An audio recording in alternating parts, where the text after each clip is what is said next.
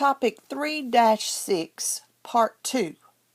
Comparing expressions using properties of exponents. We will use less than, greater than, or equal to complete each statement. Looking at this symbol, less than, notice it's pointing to the left. It means less than. Anytime you have an inequality symbol pointing to the right, it means greater than. And then we have equal to. So we will fill in the boxes with less than, greater than, or equal to complete each statement.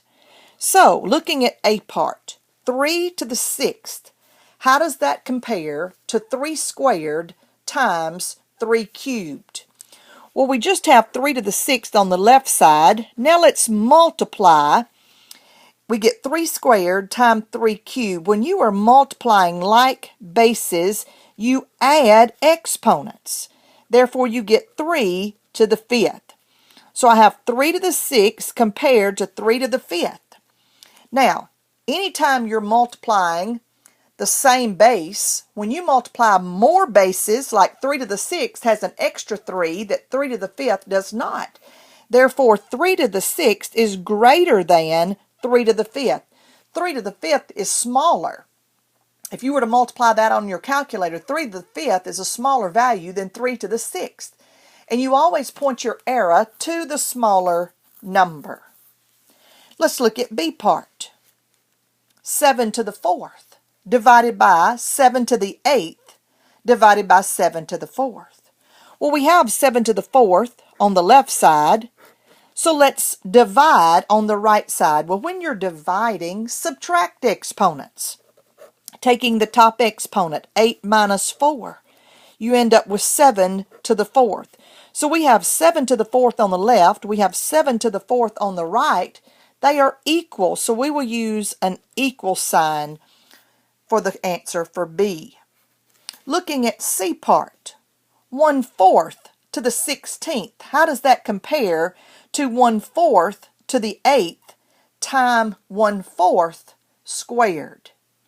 Anytime that you have a fraction squared, or a fraction to the 8th power, you are raising both the numerator and the denominator to the higher power of 8 and the higher power of 4. So 1/4 to the 8th power is the same thing as saying 1 to the 8th divided by 4 to the 8th.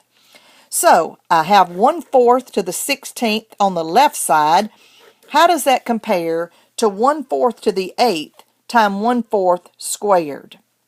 Well, like bases, so let's write down our base and let's add our exponent. 8 plus 2 gives me 1/4 to the 10th.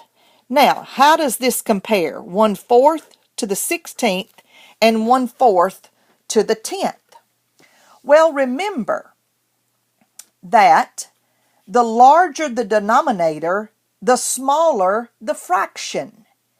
If you were to punch this in your calculator, 1/4 to the 16th, it would be smaller than 1/4 to the 10th.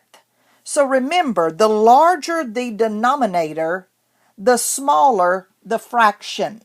So ends up 1/4 to the 16th is going to be smaller than 1/4 to the 10th.